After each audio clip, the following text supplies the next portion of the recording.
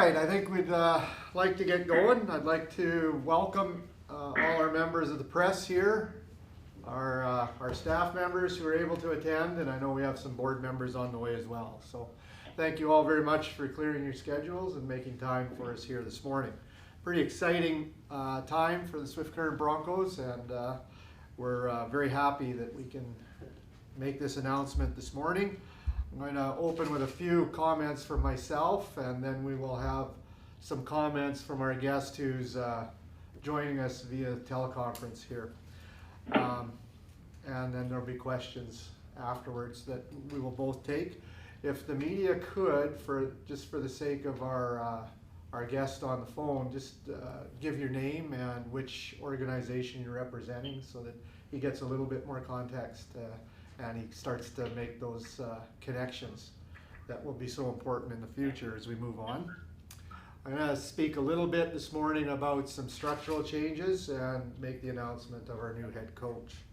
But before I do that, I would like to extend my personal thanks to the other members of the Personnel Committee who've dedicated pretty much most of the start of their summer to this process that we've gone through. So Trent McCleary, who has been invaluable in making contacts across to Europe, as well as in the AHL and NHL as we reference checked and made a lot of calls about a number of different candidates. There's Al Stewart, who's our board governor, and made sure that we were staying connected with various folks throughout the WHL to add more information to the process as we moved along. And Kyle McIntyre, who has quite an HR background, but in addition is very well connected through, especially through Tier 2 ranks, and where we go through that kind of a process. And finally, I need to make comment about Mark Lamb. Mark Lamb, as you all know, made his announcement roughly a month ago that he was resigning to take a new position. But he has given us his ear and his time, even while he was down in Phoenix running the developmental camp down there. He was still making calls on our behalf. I could pick up a phone and say, Mark, we have this concern about so-and-so, could you go talk to 2 or 3 people and find out if it's founded or not? And he did that. And so as a result of all of that, I feel very, very confident in the process that we've run. It's been thorough, it's been meticulous, and we have found the right guy. And when you run good process, you get good results. And we feel that we have done that this time. I do remember at the original press conference when Mark was moving to Tucson, I was asked about the structure of the organization. And the response at the time was, well, we almost killed Mark by making him the head of everything. And that is a thought certainly that the board has had over the course of Mark's tenure here, is it really a tenable job to have one person in charge of your bench, in charge of all of your hockey operations, and also be the final say on the business side? And really the answer for us has been, it's too much to ask. You stretch someone too thin. So as a result of that, the board has decided to make a change in our structure. We are now moving to 3 directors: a director of hockey operations, a director of player personnel, and a director of business ops. All 3 of those directors will report directly to the board. The expectation is that all 3 of those directors will work together as a very solid team at the head of the organization. And their contracts will be tied to group success. So as an individual does well, all 3 do well.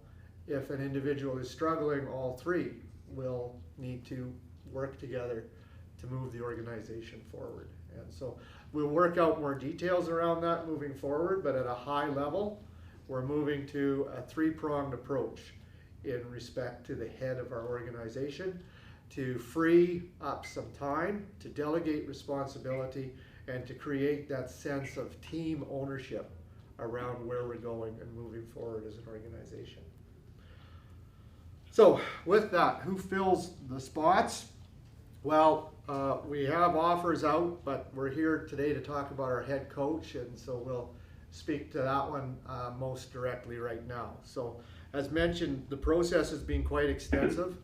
We've had 32 applications. We conducted 5 interviews, and as mentioned, we have made countless phone calls to references across North America and across the Atlantic over to Europe as well. And the more we worked through this process, the more it came back to us that we had the right guy, and we felt more and more comfortable, and so we made the offer. And I am very, very happy to announce this morning that our new head coach and director of player personnel, so he will have final say on trades and will represent us at the WHL level at their GM meetings, etc., is Manny Vivros. And Manny joins us by phone today, and I'll turn it over to him shortly, but just to make sure we get his chest puffed up enough, his resume is outstanding. He's a former WHL Player of the Year. He's a World Junior Silver Medalist. He's a Memorial Cup champion. He's a Calder Cup champion. 21 years as a pro. 7 years of coaching in Austria. I believe they made it to the league finals 4 times in that period. He was the head coach of the national team in Austria, guided them to an Olympic qualification, and I believe made it to the quarterfinals, which in that country was quite a extensive or a very successful position, and 2 years as a coach in Germany as well. So the credentials are there on the hockey side, and we dug deep on them. There are some local folks here who have actually played on Manny's team. We also know a number of coaches who coached against Manny, and we dug really deep on this fella. As impressive as all of that is, what continually and consistently came back to us was how this fella is a man of character. He's very personable. One fella said, if he manages to get you out on a golf course for 9 holes, you'll have him hired by the end of the 9th hole. So he's extremely personable. It came through that he has an outstanding work ethic. Many comments about he will not be outworked. And when we talked to him in his interview, that's something he said would transfer to his team as well. We will have a hard-working team. He's a great team builder. He surrounds himself with quality people, and his ego is not one that would then squash the talents of those people. He really builds the capacity of those around them and lets them do their work with his guidance. Very collaborative. And what really came back was just, he's a good guy. And that resonates quite well with us in this community. And finally, as we worked through the process, it just became so clear. He wants to be in Swift Current. He really enjoys the community. He's already made many connections and has reached out. And he wants to be here, and he wants to be here for a while. And we believe we're going to have great success. And so Manny's going to be our leader, and we feel very good about it. And thanks for your patience with me and my blabbering. I'll now turn it over to Manny, who's joining us on the phone, and I believe he has some comments for you. Liam, thank you very much. First of all, I'd like to thank everybody for coming to this press conference today. Unfortunately, I couldn't make it to Swift Current here, but we plan on being there very shortly here, and look forward to getting to Swift Current as quick as possible. First of all, gentlemen, on behalf of my family and myself, I'd like to thank the Swift Current Broncos organization for this opportunity to become part of the Broncos family. I'm certainly aware of the great history of this storied franchise, and I consider it an honor to be able to become a member of the Broncos family. Having played in Prince Albert, where my wife is from, and where we spent many years living in Saskatchewan, we're so excited about returning to Saskatchewan, where I started my hockey career.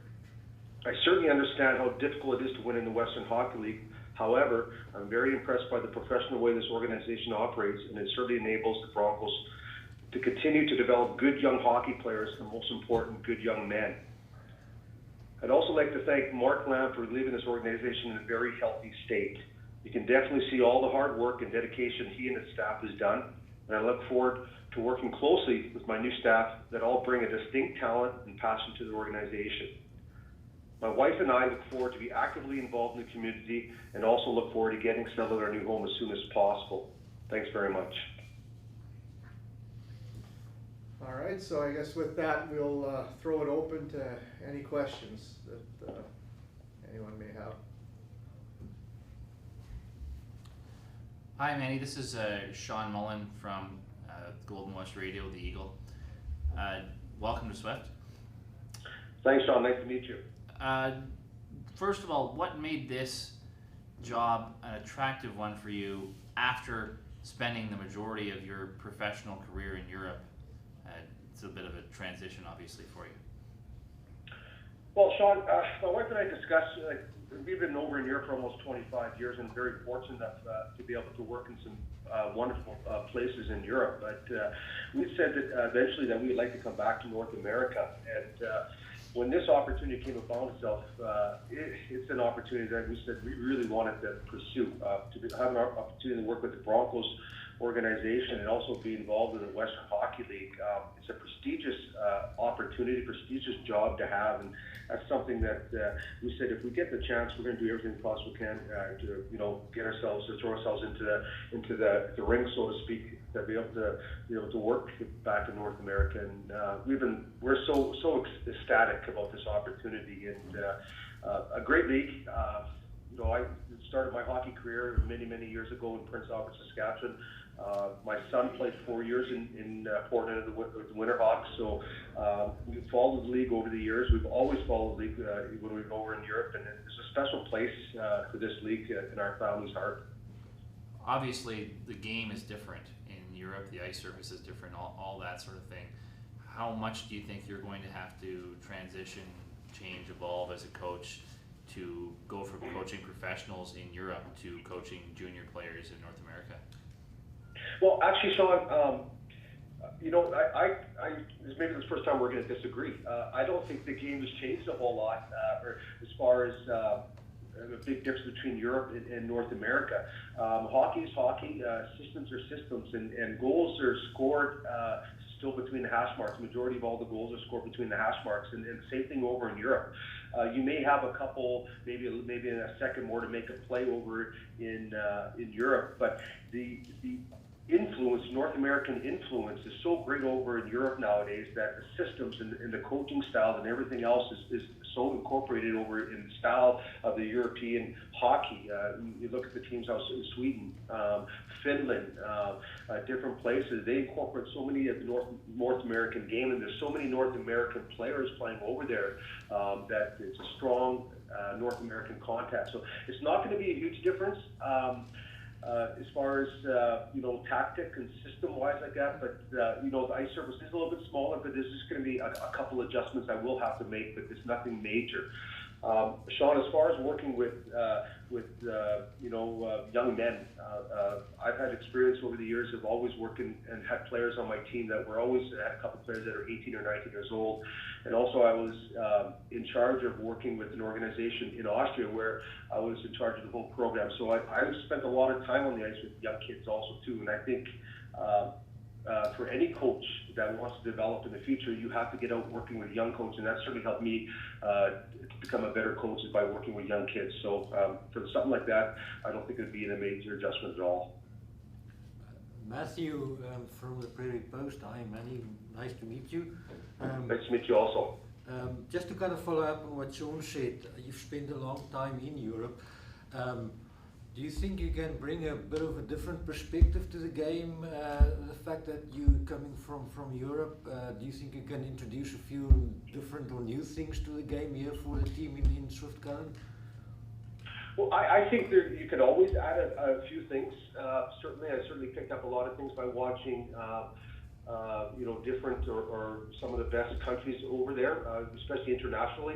When I had the pleasure to work with the Austrian national team, that's when you had an opportunity to watch the best players all collected together. So there certainly are some things that I've picked up, and certainly I want to incorporate with our team for next year also.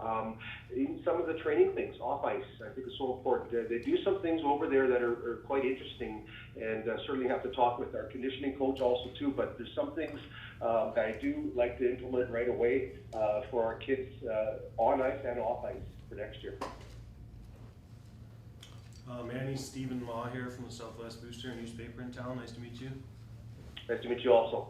Yeah, can you just kind of describe yourself as a coach and what your style is in dealing with players and people? Well, first of all, as a person or as a coach, I consider myself a communicator. I believe dealing with young men, being away from home is something that you have to be more involved than just being a hockey coach for these kids. You have to be a role model, a mentor for these kids. You have to be involved in their lives, know what's going on in their lives outside of the rink. These young men, they're going through a lot. They're under a lot of pressure. They want to get to the next level in their careers, and so they're under a lot of pressure. So first and foremost, I think you have to be there at all times for these young men and understand what they're going through. And having lived that myself as a junior player many years ago, and also having my son go through that as a young man for 4 years in the Western Hockey League. So I think that's so important. I'm a type of coach where I'm very vocal with my players as far as the practices. I'm very active in practices. I do not sit on the boards or lead on the boards. I'm very active and vocal and very involved in all my training activities with the players.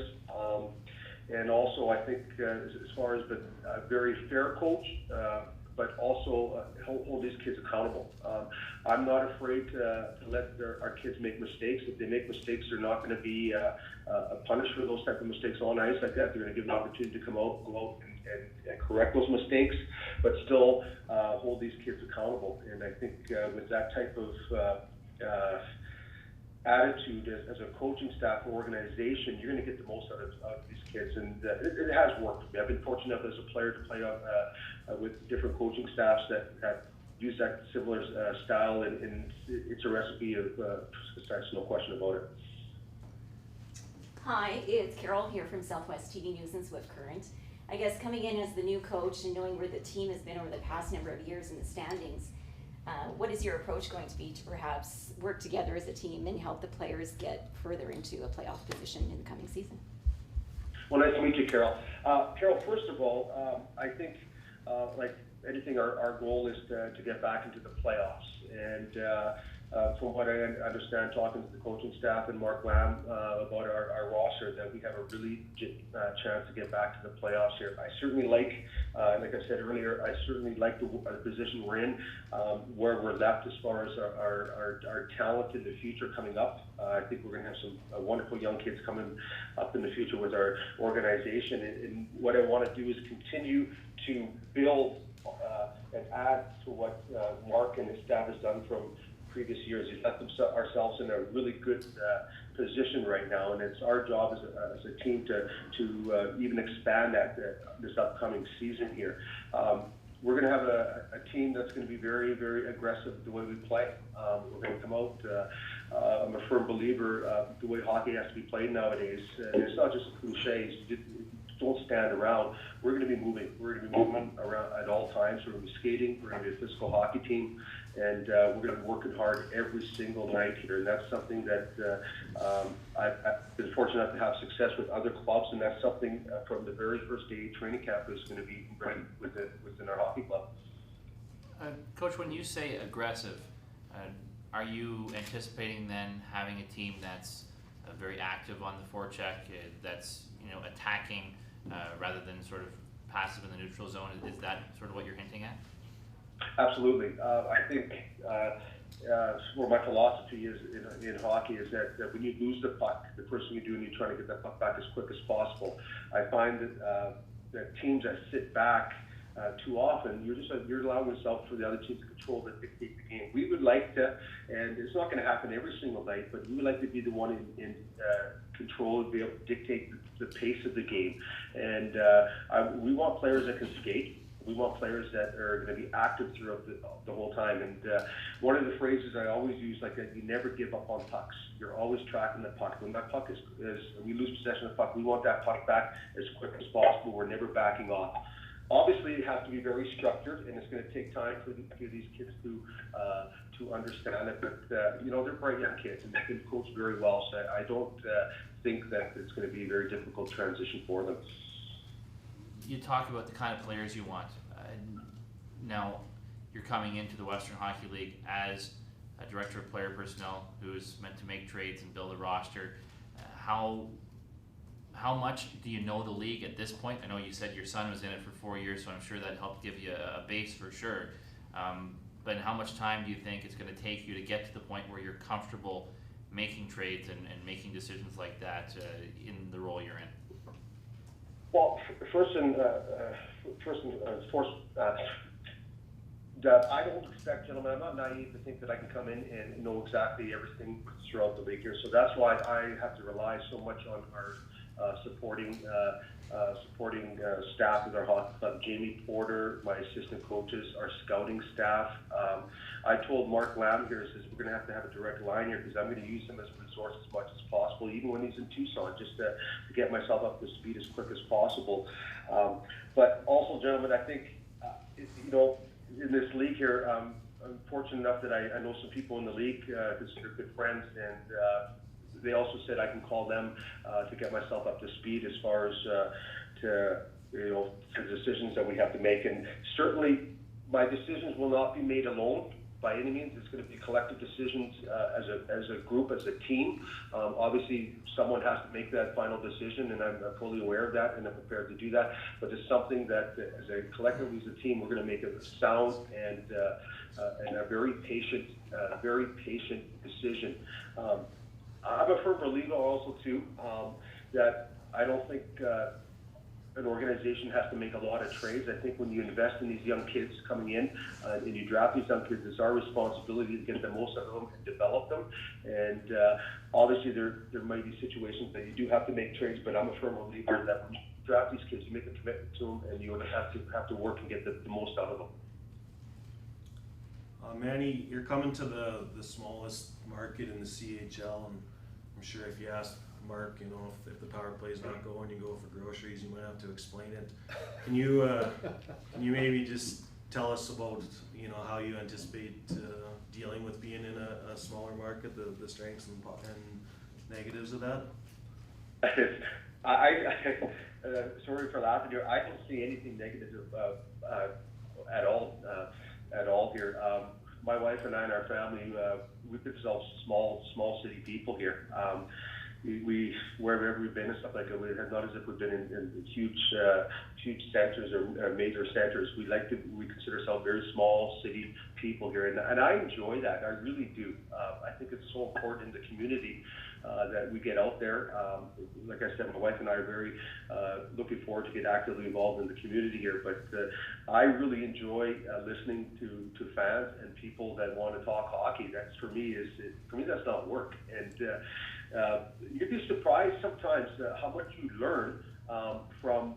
And I would say an unbiased opinion, because obviously they're fans.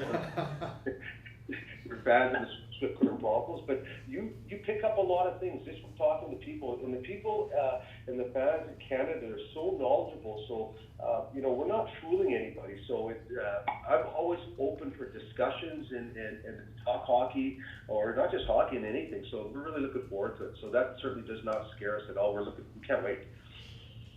One of the aspects of being in the smallest market that gets discussed, and I think we often say here that once players get here, they become great advocates for playing here. But it's sometimes difficult to get that commitment from players to want to be here, and the recruitment process is something that's continually been emphasized.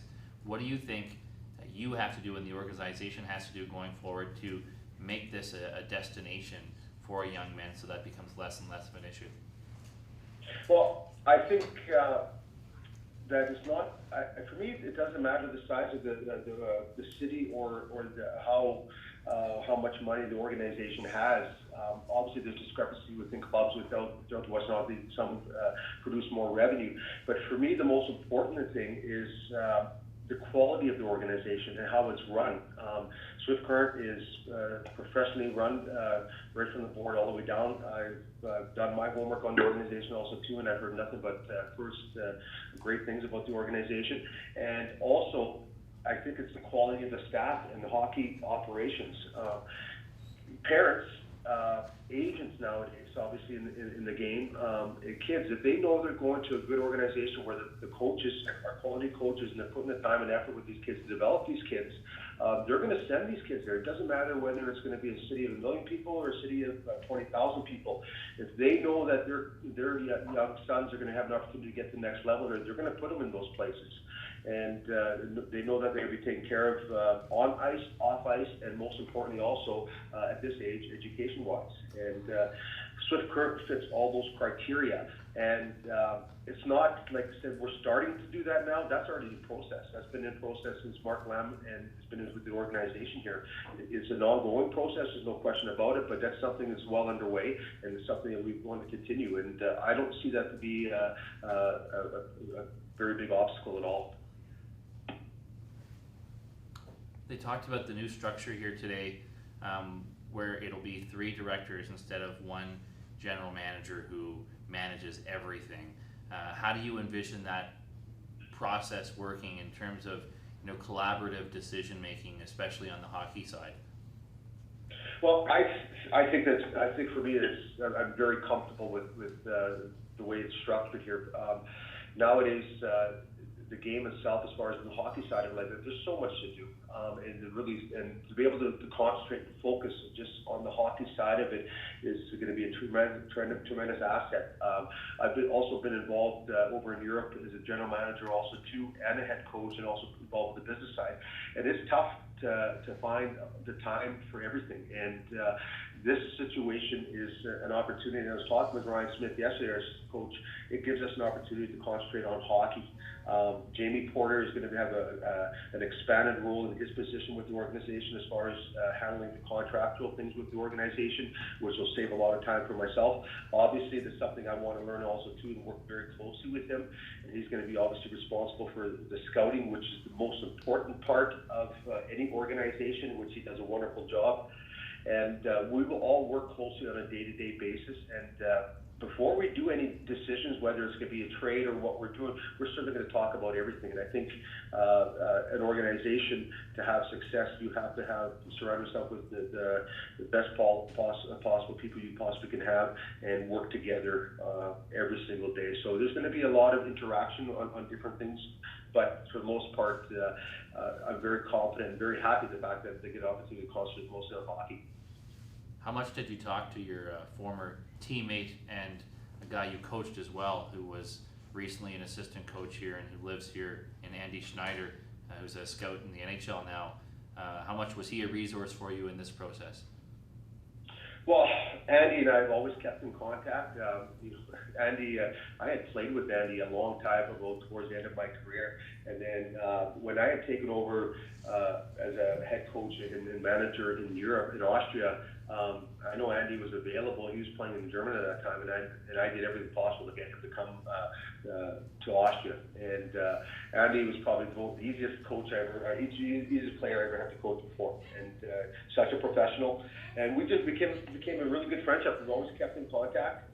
And even when I was over in Europe and he was in Swift Current scouting for New Jersey, we've always kept in contact. And I'm very, very fortunate that, and I know how difficult it is to get an opportunity, especially being in Europe for so many years, to get over to North America and to get a chance to work in such a prestigious league as Western Hockey League. And Andy was a big supporter for me, and he had thrown my name into the hat with other candidates in Swift Current. And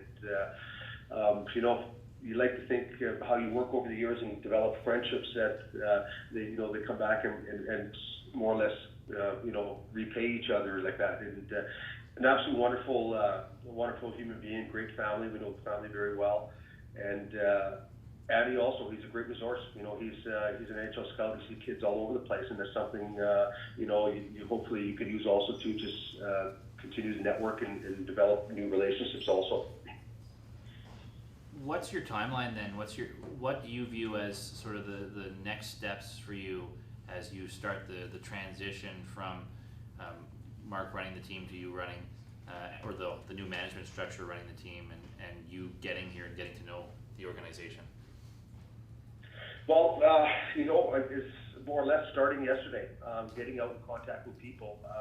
I've talked to the hockey operations staff. The only gentleman I haven't got hold of yet is Jamie Hewitt. I called him twice yesterday, but I wasn't able to get hold of him, but I will make a call with him shortly after our meeting again. Just getting to know my staff, and right away start talking of what we want to do coming up with our training camp immediately. Making contact to the players. I've already been in contact with the agent, with Alexei, our Finnish import this year. I talked to his agent yesterday, and so it's getting up to speed as quick as possible. My wife and I are going to travel to Swift Current either Sunday or Monday and spend all next week out in Swift Current, and then come home shortly back to Alberta real quick, and then I'm going to plan on getting out there full time in the next 10 days. But there's a lot to do. There's a lot to do, and it's got to go step by step here. But as far as work is concerned, it started yesterday. I'm kind of inundating you with questions here, but I thought, just looking at your resume, you're basically a champion almost anywhere you've been. Western Hockey League, American Hockey League, in Austria multiple times as a player and as a coach. From your experiences as a player, as a junior, as a pro, as a coach, what are some lessons you learned in that process? Because it's so hard to win championships in terms of what it takes to get to that ultimate goal. Well, first and foremost is a team mentality. It may be a cliche though, but that's the honest truth. I'm very, very fortunate to be part of a successful team. So, but for me, that was always the main point of having success, is that how strong that team as a unit was, a group. And it's not necessarily when things go well, it's when things don't go well. And that happens throughout the season. You're not always going to have great periods throughout the season. You're going to have times when things are not going well, and that's the strength of the character. And that room is strong, and that's, for me, that's most important. The character within the room, the kids that we have in the room, that they're able to handle adversity, not only through the good times, but most important through the bad times. And I think that comes installed from the coaching staff, and the believing that with the kids, you believe in these kids, and making sure that they're a unit here. And it's not just one or one line or two lines. Doesn't matter what league it is. If you're going to win a championship, you got to have every kid on the roster contributing some sort of factor. And that for me is the biggest thing that I've taken away from being fortunate to play on championship hockey teams. As a new coach with a new team, how soon can you get that success? Do you need a few seasons to build towards that success, or how soon can you get there? Well, no one ever likes to make predictions. Certainly, we're going to have set goals for ourselves as an organization and as a hockey team also too. But obviously, everything does take some time here.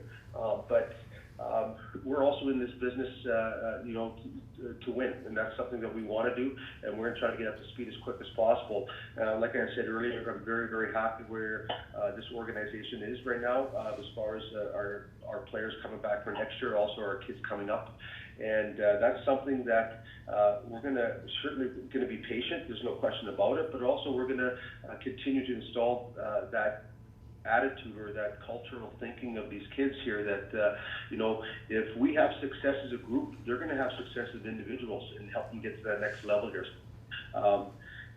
I'm not a very patient man in that department as far as waiting too long. We all want to win as quick as possible, but I certainly understand how difficult it can be, and it's going to be a step-by-step progress here. But we're going to be very optimistic and positive, and I think we can have an opportunity to do it sooner than later.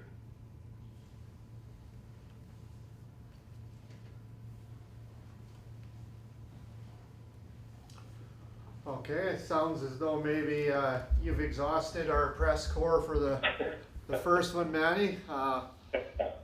Once again, on behalf of the organization, I just want to recognize your efforts and all that you're going to bring here. We're we're really excited about bringing Manny on board, and as you can tell, he's very personable, extroverted, well-spoken, and not only is he going to be a great leader on the ice, but he's going to be an outstanding ambassador for the organization off the ice as well. And so, thank you very much, Manny. Certainly appreciate it. One last call for any final questions. With that, we're good. Thanks everybody for your time. Thank you.